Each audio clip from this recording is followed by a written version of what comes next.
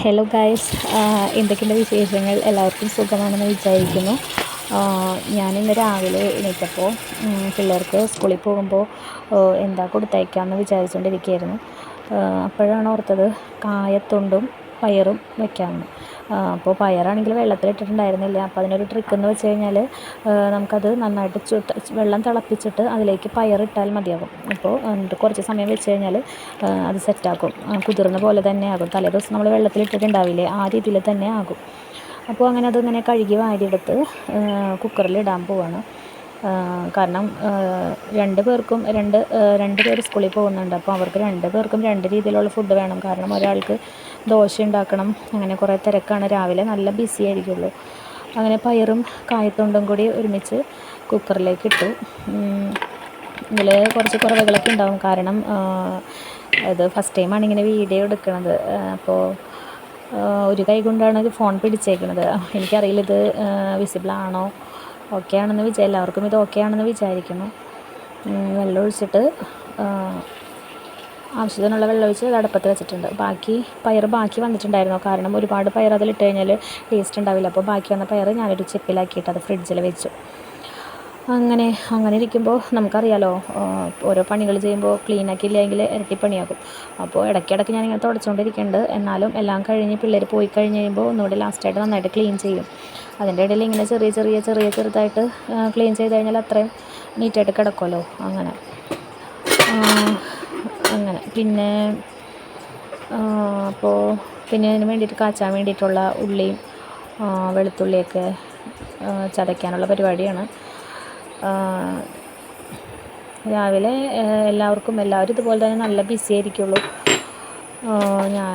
എനിക്കറിയില്ല എങ്ങനെ ഇതെല്ലാം ഞാൻ ചെയ്ത് തീർക്കണമെന്ന്. പെട്ടെന്ന് എല്ലാ പിള്ളേരെ എഴുന്നേൽപ്പിക്കണം, കുറേ കാര്യങ്ങൾ ചെയ്യാനുണ്ടല്ലോ. അപ്പോഴാണ് ഞാൻ ഓർത്തത്, അവർക്ക് എന്തെങ്കിലും ഒരു ചോറ് കൊണ്ടുപോകുന്ന ആൾക്ക് വെറൈറ്റി ആയിട്ട് എന്തെങ്കിലും കൊടുത്തയക്കണ്ടേ.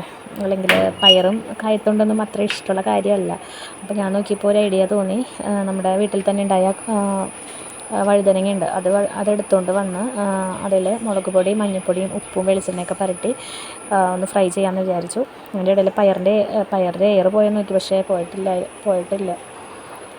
അങ്ങനെ ഇത് പുരട്ടി വെച്ചിട്ടുണ്ട്. ഇത് ഫ്രൈ ചെയ്ത് നല്ല ടേസ്റ്റായിട്ടോ ചോറിൻ്റെ ഒപ്പം കഴിക്കാനായിട്ട്. ഞാൻ കുറച്ച് ദിവസങ്ങൾക്ക് മുമ്പാണ് ഇതിനെക്കുറിച്ച് അറിയായിരുന്നു, പക്ഷേ ചെയ്തൊന്നും നോക്കിയിട്ടുണ്ടായില്ല.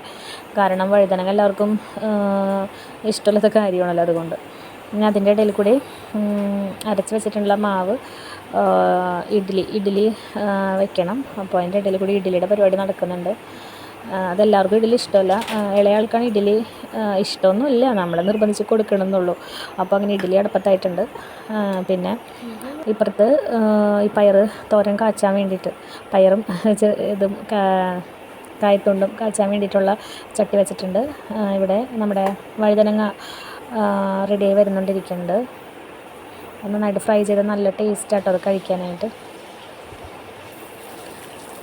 അങ്ങനെ ഉള്ളി മുളകൊക്കെ മുരിഞ്ഞ് മുളക് പൊടിയും മഞ്ഞൾപ്പൊടിയൊക്കെ ഇട്ട് നന്നായിട്ട് മുരിയണം കേട്ടോ. അപ്പോഴാണ് നല്ലൊരു ടേസ്റ്റ് വരുള്ളൂ. നമുക്കിതിൻ്റെ നല്ല മുരിഞ്ഞൊരു സ്മെല്ല് കിട്ടും. ആ സ്മെല്ല് വരുമ്പോഴാണ് നമ്മൾ ഈ പയർ ഇതിലേക്ക് ചേർക്കുന്നത്. ഒരു സ്മെല്ലെന്ന് വെച്ച് കഴിഞ്ഞാൽ നല്ല സ്മെല്ല് വരും. അപ്പോഴാണ് നമ്മളത് മൂത്തു എന്ന് പറയുന്നത്. മുളകൊക്കെ നല്ലോണം മൂത്തതിന് ശേഷം അത് പയറിടാൻ പാടുള്ളൂ. അങ്ങനെ നമ്മുടെ ദോശ കൊണ്ടുപോകുന്ന ആൾക്ക് ഇത് വേണമല്ലോ, ചമ്മന്തി വേണം. അപ്പോൾ ചമ്മന്തിക്ക് വേണ്ടിയിട്ടുള്ള പരിപാടി ഇപ്പോഴത്തെ നടക്കുന്നുണ്ട്. അപ്പോൾ നമ്മുടെ മുളകൊക്കെ നന്നായിട്ട് മൂത്തിട്ടുണ്ട്. അതിലേക്ക് ഞാൻ പയറും കായത്തൊണ്ടും ആഡ് ചെയ്തിട്ടുണ്ട്. നല്ല ടേസ്റ്റാട്ടോ രാവിലെ ചോറിന് കഴിക്കാൻ വേണ്ടിയിട്ട്. ഇത് ചമ്മന്തിക്കുള്ള സവാളയാണ്. അത് ഞാനിപ്പോൾ കാണിക്കുന്നില്ല, കാരണം ഒരുപാട് ലെങ്താവും ഈ വീഡിയോ. അതിനുശേഷം ഞാൻ ദോശ ചൂടാൻ വെച്ചിട്ടുണ്ട്. ദോശയിൽ കുറച്ച് നെയ്യ് ചേർക്കുന്നുണ്ട് കേട്ടോ. അപ്പോൾ നല്ല ടേസ്റ്റാണ്. അതുപോലെ തന്നെ പിള്ളേർക്ക് അത് അവരുടെ വയറ്റിലെത്തിക്കൊള്ളുമല്ലോ. കാരണം ഇവർക്ക് ഇതൊന്നും ഇഷ്ടമല്ല. അപ്പോൾ ദോശയിൽ ചെറുതായിട്ട് നെയ്യ് ചേർത്ത് കൊടുത്തു കഴിഞ്ഞാൽ അതിൻ്റെ ഒപ്പം തന്നെ കഴിക്കുമ്പോൾ അതും നല്ലതാണല്ലോ. അങ്ങനെ ചോറ് റെഡിയായി. അപ്പോൾ പിന്നെ ഞാൻ മുട്ടക്കറി വെച്ചിട്ടുണ്ടായിരുന്നു. അത് ഞാൻ വീഡിയോയിൽ കാണിച്ചിട്ടില്ല. മുട്ടയും വഴുതനങ്ങ ഫ്രൈയും പിന്നെ പയറും. ഇതാണ് ലഞ്ച്, ഇന്നത്തെ ഒരാൾക്കുള്ള ലഞ്ച്. ദോശ ഞാൻ റെഡിയാക്കിയിട്ടില്ല, അത് ഞാൻ പാക്ക് ചെയ്തിട്ടില്ല, അത് ചെയ്യണം.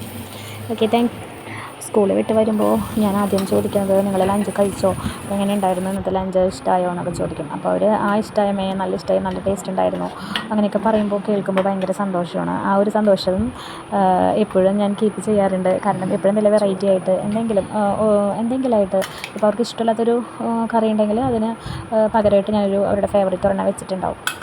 അങ്ങനെ എല്ലാവരും അങ്ങനെയാണ്